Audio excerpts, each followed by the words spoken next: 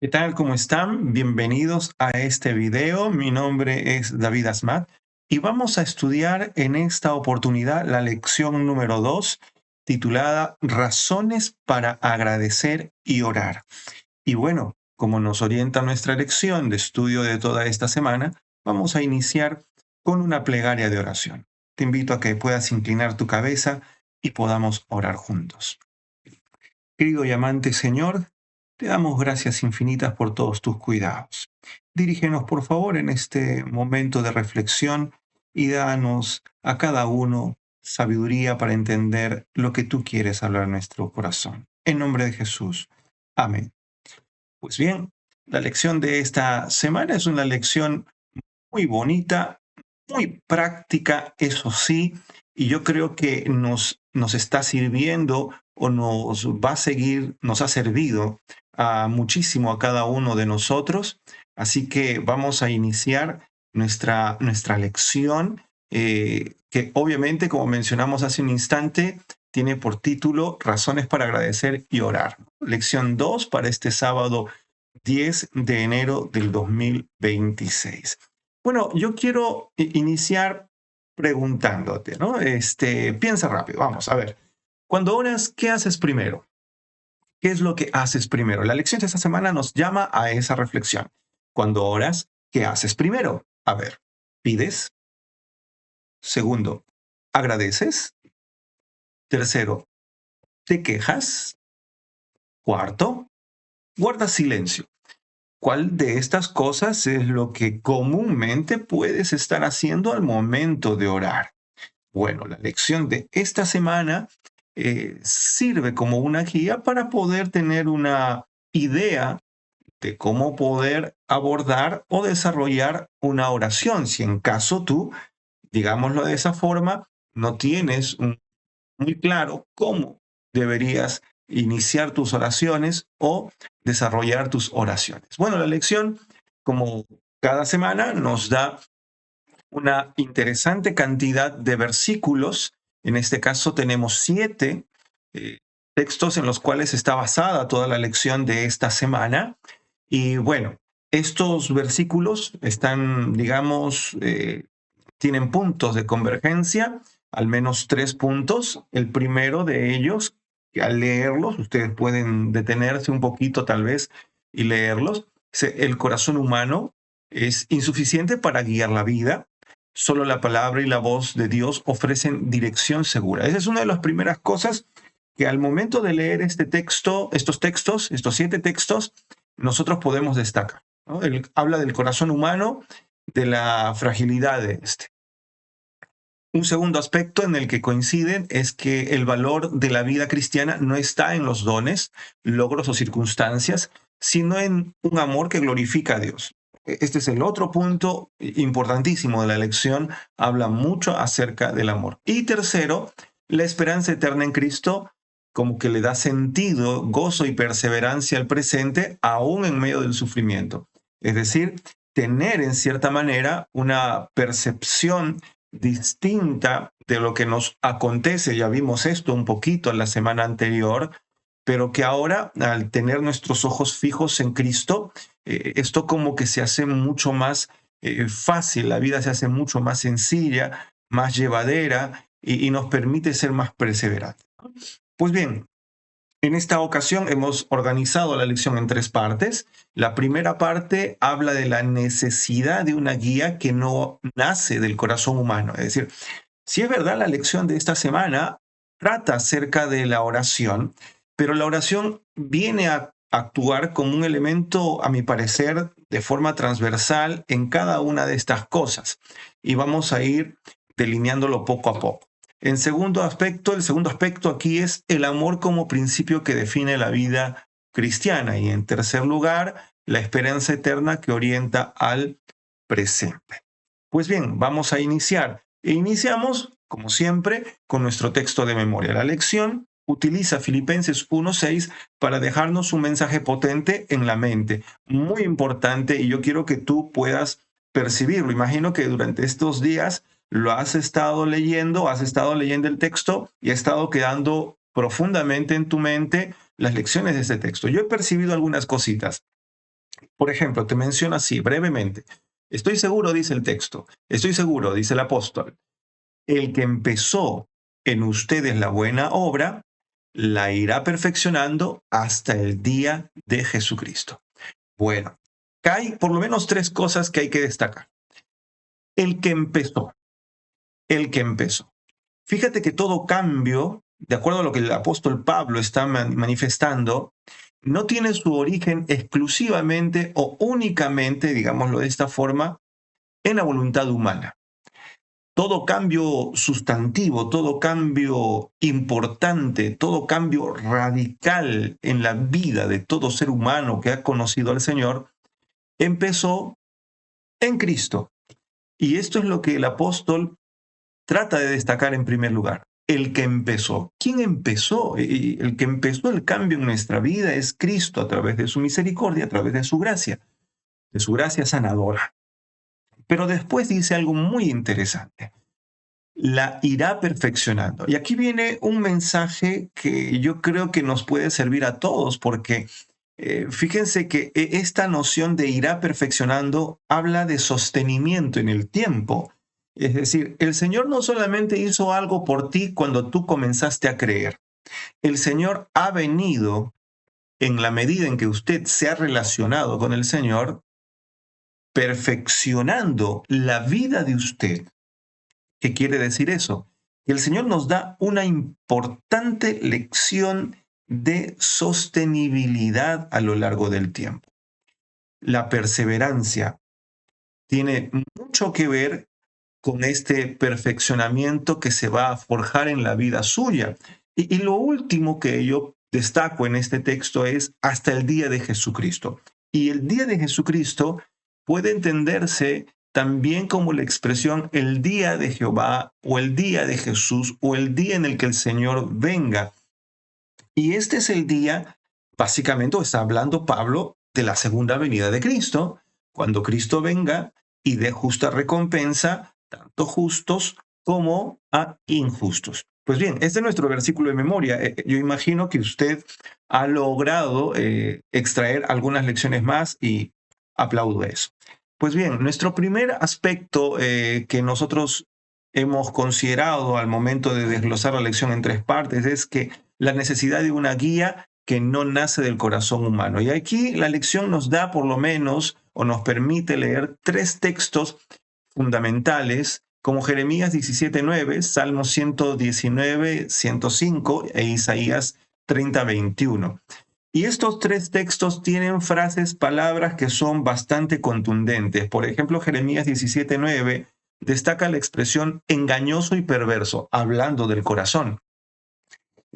Destacamos esto porque la lección más adelante va a hablar del amor y esto nos lleva a reflexionar en que si el corazón es engañoso, si el corazón es perverso, ¿de qué tipo de amor estamos hablando?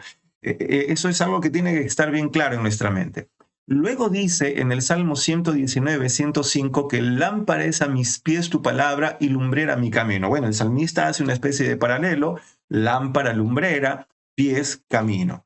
Y esto es algo muy bueno porque coloca la expresión palabra como centro, digámoslo así, en este tipo de paralelismo que nos lleva a reflexionar sobre el rol capital que tiene la lectura de la Biblia, la lectura de la Escritura, de manera profunda y responsable para poder entender cuál es la voluntad de Dios que guía nuestro camino. Finalmente, Isaías 30:21 dice, entonces tus oídos oirán a tus espaldas palabra que diga, este es el camino, andad por él.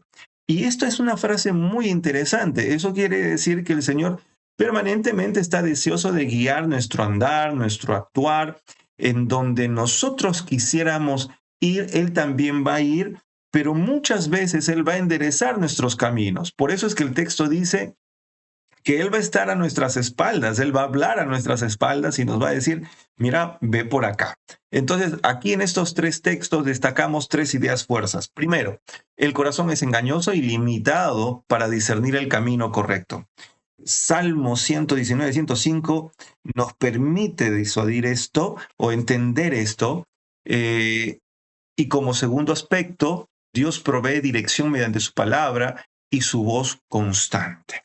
Finalmente, un tercer punto es que la vida de fe comienza reconociendo la dependencia de la guía divina. Yo creo que estos 3 puntos resumen bastante bien lo que estos 3 versículos comparten para ti y para mí y nos hacen darnos cuenta que si es verdad, el corazón, nuestras emociones, tal vez nuestra reflexión a veces puede traicionarnos, puede engañarnos, puede que tú lo sientas limitado. No tienes por qué desesperar, no tienes por qué preocupar. Esto también es parte de las consecuencias del pecado, pero Dios ha dejado su palabra para que tú y yo podamos encontrar un camino bastante sólido. Pero a la misma vez hay algo importante. Usted tiene que reconocer que necesita ser guiado por Dios. O sea, no es solamente un asunto de usted, es un asunto que tiene que ver entre usted y Dios para poder cimentarse en el camino adecuado. En un segundo aspecto, nosotros hemos destacado, en una segunda sección de la lección, hemos destacado que el amor como principio que define la vida cristiana. Aquí vamos a hablar con un poquito más del amor, ¿no? Y hemos señalado algunos textos. Los textos que tenemos acá son bastante amplios, así que hemos tratado de señalar solamente textos que, a mi criterio, pueden contener bastante información o que pueden ser los versículos centrales. Primera de Corintios 13, 1 al 8, yo me estoy concentrando en el versículo 4, donde dice, el amor es sufrido, el amor es benigno, el amor no tiene envidia, el amor no es jactancioso y el amor no se envanece. Ustedes se darán cuenta que yo he destacado la palabra es, no tiene, no es y no sé, y no sé. Y este tipo de amor es del todo un amor que no tiene nada de egoísta, por así decirlo, ¿verdad? No tiene nada de centralizarse en los caprichos del ser humano. Es un amor en realidad que es completamente desprendido. Eh, Tampoco es un amor que atenta contra uno mismo, porque no quiero que te equivoques también. Alguno puede pensar que dejarse herir a sí mismo es una forma de manifestar amor o aguantar la humillación personal sin miramientos es parte del amor. No podemos equivocarnos tampoco en ese aspecto.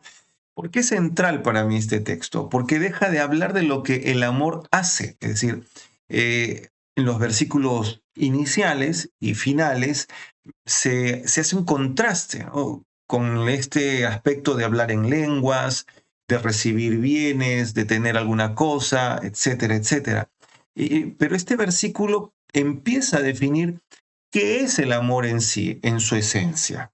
Y de acuerdo a este texto, la descripción más pura del amor cristiano o del carácter cristiano es ese tipo de amor. Es decir, aquí en este versículo 4 nosotros podemos entender el amor como aquel principio que refleja a Cristo en nuestras vidas y nos permite actuar de una manera, digámoslo de esta forma, completamente contraria al patrón secular, porque el amor secular es un amor que se basa o se enfrasca exclusivamente en emociones, se basa o se enfrasca exclusivamente en el egoísmo, se basa o se enfrasca en las conveniencias.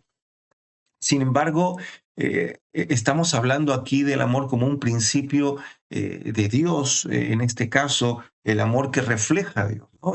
El apóstol Juan dice que Dios es amor. Eso nos deja una lección profundísima porque no dice que Dios tiene amor, sino dice que Dios es amor. Es decir, Dios está compuesto, o cada fibra o cada célula, es lo que se me viene a la mente, de amor. Entonces es imposible negar el carácter de Dios como amor y cuando usted se aferra a Dios, entonces usted va a transmitir, va a ejemplificar ese amor. Por eso que el versículo 4 dice, el amor que viene de Dios es sufrido, es benigno, no tiene envidia, no está ansioso y no se envanece. Entonces, está hablando ampliamente del carácter puro de un cristiano, de un cristiano. Pues bien, una pregunta entonces que tendríamos que plantearnos nosotros. ¿Qué relación tuya necesita más amor que palabras esta semana? A ver, yo quiero que tú te pongas a pensar. ¿Qué relación tuya necesita más amor que palabras esta semana? Y el amor se expresa. El amor no es solamente teoría. Cristo es el más grande ejemplo de amor porque Él lo demostró en la cruz, lo demostró al venir aquí a la tierra, lo demostró al darse por ti y por mí. Un segundo texto que nosotros estamos considerando, que habla acerca de la confianza en el proceso de Dios, se encuentra en Filipenses 1 al 18, y yo he escogido aquí el versículo 6. Estando persuadido de esto, que el que comenzó en vosotros la buena obra la perfeccionará hasta el día de Jesucristo. Y es nuestro versículo de memoria, obviamente, ¿verdad? Obviamente.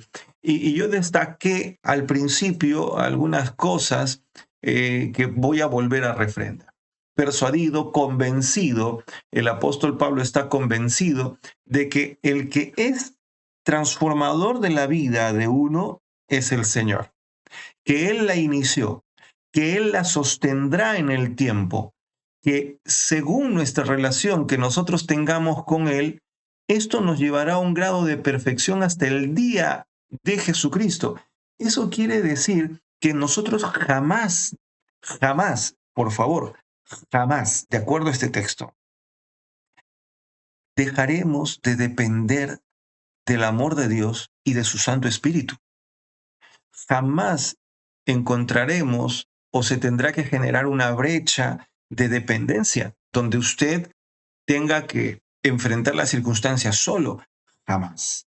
Y yo creo que este versículo es central, pues nuestra transformación no depende solo de nuestro esfuerzo, sino de la fidelidad de Dios que no deja las cosas a medias. Ojo, ojo con esto.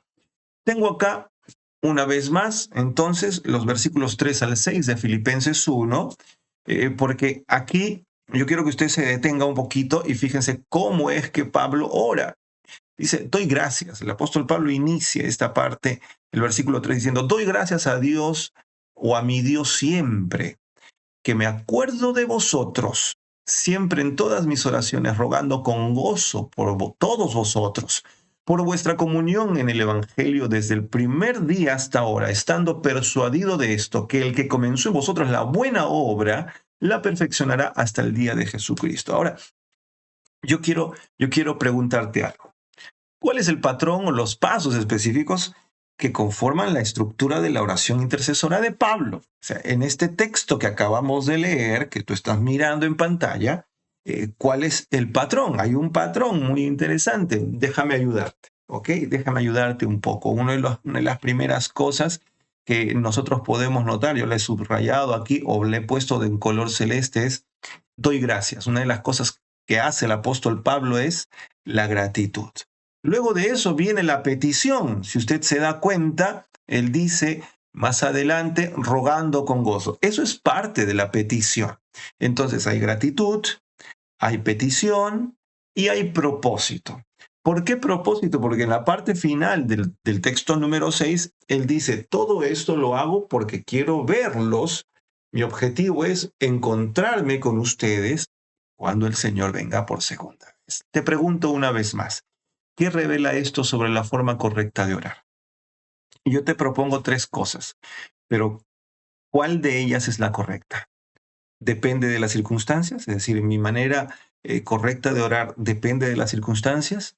Mi manera de orar depende de la confianza que yo tengo en Dios. Mi manera de orar depende del estado de ánimo que tengo.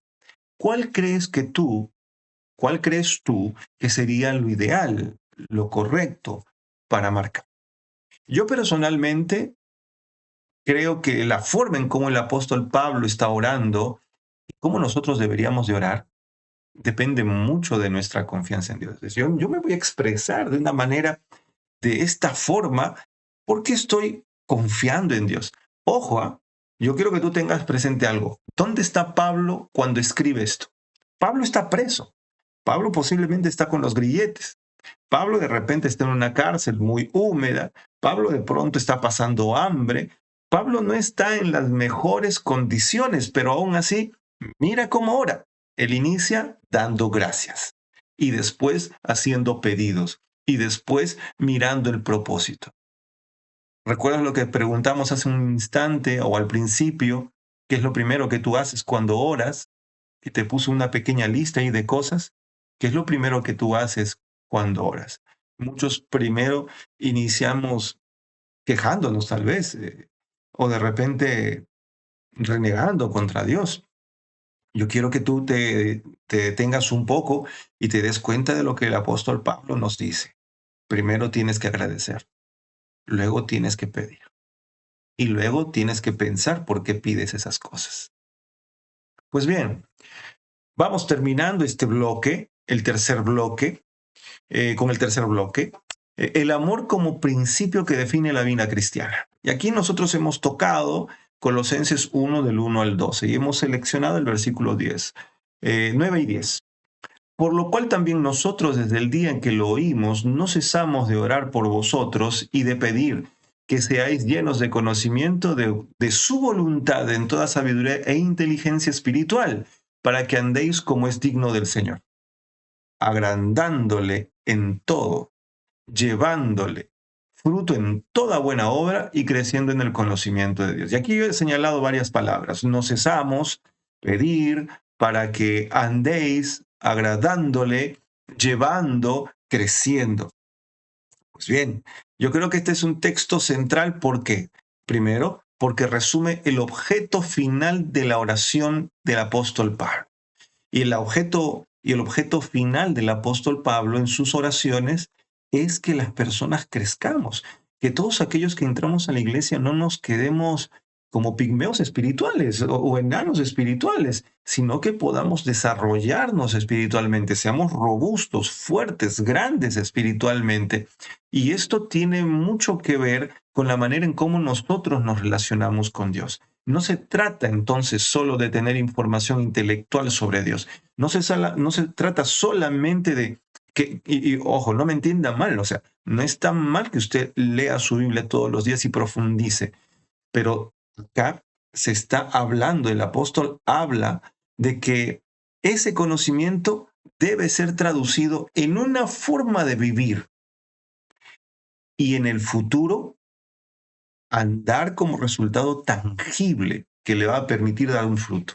Es decir, todo lo que usted aprenda, todo lo que usted lea, tiene que llevarlo al ejercicio cotidiano.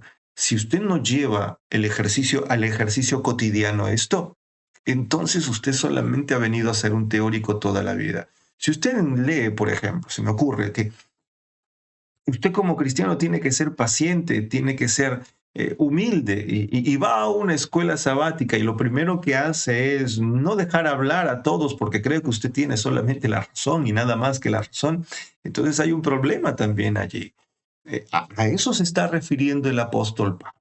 Y yo creo que aquí nosotros tenemos que detenernos mucho porque a veces pedimos y hacemos cosas que están en contra o son contrarias a lo que verdaderamente deberíamos estar profesando. Te pregunto una cosa entonces. ¿Cómo cambia tu vida, tu manera de vivir hoy, si sabes que Dios aún no ha terminado contigo? Mira, este texto nos da algo también muy importante. ¿Recuerdas que hablamos hace un instante de Filipenses 1:6, donde el apóstol asumía que tenía que existir una constancia o que Dios asumía una constancia? Inició la obra y es consecuente, constante en el tiempo, no se detiene. Eso quiere decir que el Señor no ha terminado su obra en ti, ¿ok? No ha terminado su obra en ti. Entonces, ¿cómo cambia tu manera de vivir hoy al saber que Dios no ha terminado contigo? Es decir, Él todavía está moldeándote, Él todavía nos está moldeando. Y esto tiene que llegar a nuestra mente y ayudarnos a reflexionar profundamente. Vamos terminando, amigos. Dos pequeñas citas de Ellen G. White. Los Hechos de los Apóstoles, página 382-383. El Señor puede sacar victoria de lo que nos parece desconcierto y derrota. Cuando usted observe que hay desconcierto, cuando hay derrota, fíjense qué bonito lo que dice la señora White, ¿no? El Señor puede sacar victoria de muchas de esas situaciones. Finalmente, el Ministerio de Curación, página 380, dice, Dios no guía jamás a sus hijos de otro modo que el que ellos mismos escogerían si supieran ver el fin desde el principio. Qué tremendo, ¿no? Qué tremendo esto de aquí. Yo creo que eh, nosotros leímos hace un momento algunos textos donde se nos orientaba esto. A veces queremos tomar un camino específico, pero el Señor nos lleva hacia otro lugar porque nosotros no logramos ver lo que viene después. Pero el Señor, como es capaz de visualizar el futuro, Él dice, no, por ese camino no, y a veces a nosotros no nos gusta. Mira, yo quiero sugerirte algo, que cuando tú ores, entonces, tengas algunas razones para orar. Yo te planteo acá 7 razones. No es exhaustivo, pero yo creo que tú puedes considerarlo. Primero, mira, tú tienes aquí razones siguientes. Primero, porque el corazón humano es engañoso y necesita la guía de Dios. Yo creo que es una buena razón para orar. Segundo, porque la oración mantiene viva la comunión con Dios y con su pueblo. 3, porque el amor cristiano solo crece correctamente cuando es llevado a Dios en oración. 4, porque necesitamos discernimiento espiritual para interpretar las circunstancias. 5, porque la oración fortalece la fe y la perseverancia en medio del sufrimiento. 6, porque la esperanza eterna se mantiene viva a través de la oración. Y 7, porque la gratitud transforma nuestra experiencia cristiana. Yo creo que aquí tienes 7 razones para orar. Así que yo te animo a que esta semana tú ores cada día solo para agradecer, por ejemplo, sin pedir nada, inténtalo. Ora cada día de esta semana que viene y ora sin pedir nada, solo agradeciendo.